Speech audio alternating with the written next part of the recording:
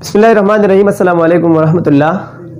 Friends, रिवायत से हटकर एक और टॉपिक आपके सामने लाया हूँ जिसका टाइटल है IQ। डियर फ्रेंड्स, सबसे पहले तो मैं ये बताना चाहूँगा कि रब्बुल आलमीन ने इस ज़मीन के सतह के ऊपर बहुत ज़्यादा लोग पैदा किए हैं। कुछ लोगों की जहन बहुत ज़्यादा तेज़ होते हैं, जिसको हम नॉर्मल टर्मिनोलॉजी में कहते हैं इंटेलिजेंट होते हैं। कुछ ज़हीन नहीं होते हैं, लेज़ी होते हैं। इसके पीछे क्या लॉजिक होती है?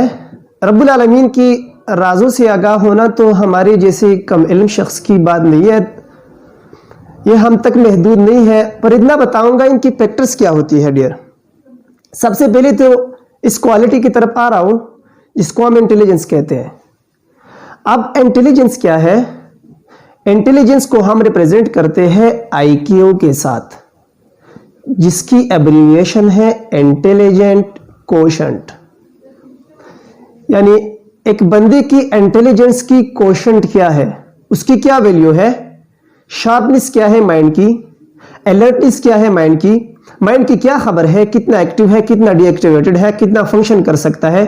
लेट्स सपोज अभी माइंड फंक्शनल है या नहीं फंक्शनल है, इसको हम रिप्रेजेंट करते हैं IQ के साथ।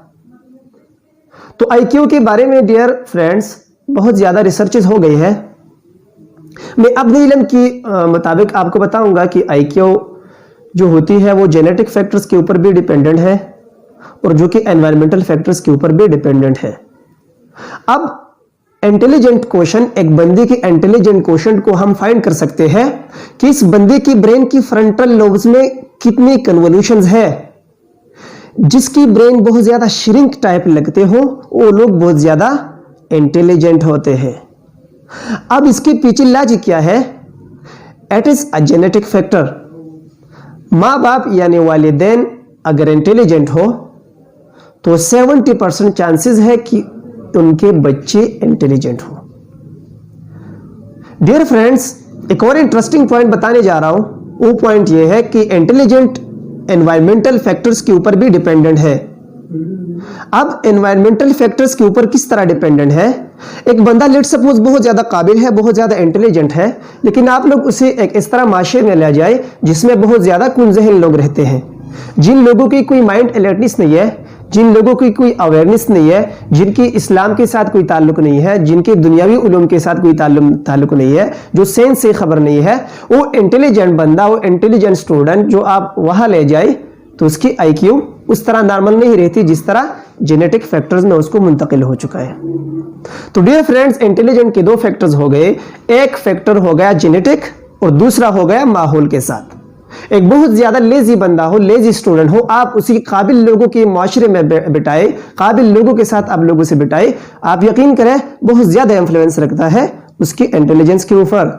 और ये मैं अपने आप से नहीं बता रहा हूं, बहुत ज्यादा रिसर्चेस हो गई है उन लोगों पर जो कि इस तरह के माशरे से लिया गया है, उस तरह के माशरे के लिए, इस तरह के माशरे में जिसके साथ उसकी इंटेलिजेंस बढ़ गई है।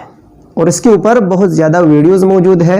इंशाल्लाह हम डिटेल से एक एक बात को हम डिस्क्राइब करेंगे इंशाल्लाह ताला। अच्छा, एक बात बहुत ज्यादा मशहूर है कि अगर आप लोग अपने एक बच्चे को लेट सपोज मौलवियों के मजलिस में बिठाए तो उनसे मौलवी बन जाएगा, लाजमी बात है। और अगर आप लोग उसे कोई बार्बर्स के माहौल में बिठाए तो लाजमी बात है बार्बर बन जाएगा। अब ये क्या बात है? इसकी पीछे एक लॉजिक है। हमारी ब्रेन में बहुत ज्यादा बिहेवियर्स हमारी बॉडी में इस तरह है जिसको हम कहते हैं लर्निंग डिपेंडेंट होता है माहौल के ऊपर। अब प्रैक्टिकल लाइफ में जो कुछ सीखते हैं अपने कोलीग्स से सीखते हैं, अपने माँ बाप से सीखते हैं, अपने माहौल से सीखते हैं। अगर आप अच्छी माहौल में है तो लाजमी बात है आप इंटेलिजेंट होंगे। तो डियर फ्रेंड्स, डिटेल में नहीं जा रहा हूं, सिर्फ ये बताने जा रहा हूं कि इंटेलिजेंस दो चीजों के ऊपर डिपेंडेंट है। एक है जेनेटिक फैक्टर यानी आपके माँ बाप, आपके चचा अंकल एटसेट्रा, और दूसरा है environmental factors. What type of colleagues जो है, आपके फ्रेंड्स किस तरह है, आपके साथ कोई इल्मी शख्सियत बैठते हैं, आपके साथ कोई इस तरह के लोग बैठते हैं जो फजूल लोग होते हैं, जिसके IQ लेवल नहीं होते हैं, जिसका तालीम से कोई शौक नहीं होता, जिसका इस्लाम से कोई ताल्लुक नहीं रहता। तो डियर फ्रेंड्स, आपने जहन में रखना है कि जेनेटिक फैक्टर्स के साथ साथ आपने अपनी एनवायरमेंटल फैक्टर्स को भी अच्छा रखना है, ताकि आप लोग आगे बढ़ जाए और आप लोग कुछ सीखें। मैं आपको एक मिसाल दे रहा हूं। लेट्स सपोज आपका एक फ्रेंड है, आप उसके साथ रेगुलर चलते फिरते हैं, ख्वाह मख्वाह अगर इसका तालीम से कोई ताल्लुक है तो ख्वाह मख्वाह लाजमी तौर पर वो कोई ना कोई लफ्ज़ आपके सामने यूज़ करेगा और आप सीख जाएंगे, क्योंकि सीखना इसके ऊपर भी डिपेंडेंट है कि आप फ्रेंड से सीखते हो, अपने टीचर से सीखते हो, अपने वालिदैन से सीखते हो। फ्रेंड से सीखना सिखाई वेरी इंटरेस्टिंग होती है, जहन में बैठती है ताहयात, क्योंकि आप और इनकी गपशप होते हैं, एक दूसरे के साथ मिलन होती है, एक दूसरे के साथ बैठना होती है। तो इसलिए जेनेटिक फैक्टर्स के साथ माहौल भी आपके इंटेलिजेंस के ऊपर डिपेंडेंट है। डियर फ्रेंड्स, आ रहा हूं उन फैक्टर्स में जो आपकी इंटेलिजेंस को, आपकी जहानत को बढ़ा सकते हैं, यानी आपकी मेमोरी को बढ़ा सकते हैं, आपकी माइंड अलर्टनेस को बढ़ा सकते हैं। वो फैक्टर्स क्या है? मैं एक विकिपीडिया में सर्च कर रहा था, पिछले 3-4 सालों से मैं इस टॉपिक के ऊपर मुख्तलिफ वीडियोज़ में, मुख्तलिफ विकिपीडियाज़ में, मुख्तलिफ बुक्स में इसके ऊपर रिसर्च कर रहा हूँ। मेरे कम इल्मी के बावजूद मुझे जो पॉइंट्स मिले हैं वो मैं आपके साथ शेयर करूँगा, ताकि अल्लाह मुझे अजर दे और आप लोग मुझे दुआ दें। तो dear friends, it's very interesting, you should keep on focusing. इसमें नंबर 1 है, आपने वो फिश यूज़ करना है जिसमें फैट्स ज़्यादा हो, जिस तरह ट्राउट। अगरचे एक्सपेंसिव है, वेरी एक्सपेंसिव है, लेकिन आपने फिर भी यूज़ करना है, क्योंकि आपकी माइंड की तरह एक्सपेंसिव नहीं है ट्राउट। ट्राउट की वैल्यू जितना भी बढ़ जाए आपकी माइंड की तरह नहीं हो सकता, तो आपने ट्राउट यूज़ करना है। इस तरह सामन एक फिश है, समंदर में पाई जाते हैं, उसको भी अगर आप यूज़ करते हैं तो आपकी माइंड अलर्टनेस सेवा हो जाती है, आपकी यादाश्त बढ़ जाती है, आपकी मेमोरी एनहांस हो सकती है। अब डियर फ्रेंड्स, इसकी पीजी लॉजिक क्या होती है?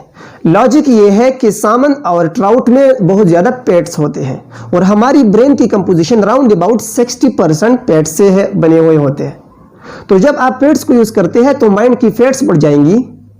माइंड की पेट लेवल यानी माइंड की तरह कुछ और चीज़ आप यूज़ कर रहे हो, डायरेक्टली मैं इस तरह बताऊंगा आपके जहन में बिठाने के लिए। तो आपने ट्राउट और सामन जब यूज़ करते हैं आप लोग, तो आपकी माइंड एनहांस हो सकती है। दूसरा है फ्रेंड्स, आप एलमंड यूज़ करें, केशू आप यूज़ करें, काजू बादाम यूज़ करें। इसकी पीजी लॉजिक ये है कि आपकी इसमें एसिटाइल कोलिन होती है। आप मेडिकल स्टूडेंट्स को ये पता होगा कि एसिटाइल कोलिन में क्या होती है। एसिटाइल कोलिन एक न्यूरोट्रांसमीटर है, गाबा भी एक न्यूरोट्रांसमीटर है, इस तरह बहुत ज़्यादा और न्यूरोट्रांसमीटर सेरोटोनिन है, डोपामिन है, मेनी थिंग्स एल्स। हाँ, एसिटाइल कोलिन वो होते हैं जो आपकी माइंड की अलर्टनेस को बढ़ा सकते हैं, आपकी मेमोरी को इन्हांस कर सकते हैं। तो जब आप लोग बादाम खाते हैं तो आप लोगों की माइंड अलर्टनेस ज़्यादा हो जाती है, आप लोगों की इंटेलिजेंस बढ़ सकती है। तो दूसरा फैक्टर हुआ cashew, almond and many things is आप सच कैटेगरी। अच्छा, तीसरे फैक्टर को आ रहा हूं। काफ़ी जब आप यूज़ करते हैं, काफ़ी एक चाय का एक खास किस्म है, बहुत इंटरेस्टिंग होता है, बहुत लजीज होता है, लेकिन कुछ आदत होनी चाहिए। जब आपको आदत पड़ गई तो आप लोग रेगुलर इसको यूज़ करते रहे होंगे, एक नॉर्मल चीज़ होगा। काफ़ी में होती है कैफीन। अब कैफीन क्या करती है? कैफीन भी अपनी आपकी माइंड की एक्टिविटी को, अपनी माइंड की अलर्टनेस को, अवेयरनेस को ज़्यादा करते हैं। जब आप कैफीन यूज़ करते हैं तो आपको ख्वाब नहीं आती, आप लोगों को सोना नहीं आती, आप लोगों की दिल नहीं करता है कि आप लोग सो जाए। ये क्यों? क्योंकि आपकी माइंड अभी रिलैक्स है, आपकी माइंड कुछ और करना चाहते हैं। तो डियर फ्रेंड्स, अक्सर एग्जामिनेशन के दौरान बहुत स्टूडेंट्स काफ़ी को यूज़ करते हैं, इसलिए कि इसकी माइंड की अलर्टनेस बढ़ जाए। जब अलर्टनेस बढ़ जाती है तो 2-3 घंटे आप लोग काम करें, आपको कोई पता भी नहीं चल जाएगा।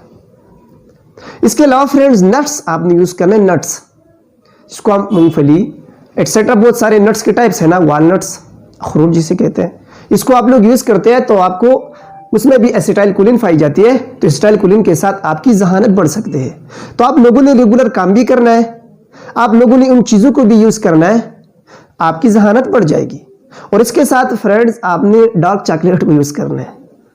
डार्क चॉकलेट, इसमें बहुत ज़्यादा फ्लेवोनाइड्स होते हैं, बहुत ज़्यादा चीज़ें इस तरह होती है डार्क चॉकलेट में जो आपकी माइंड की जहानत को, आपकी अलर्टनेस को बढ़ा सकती है।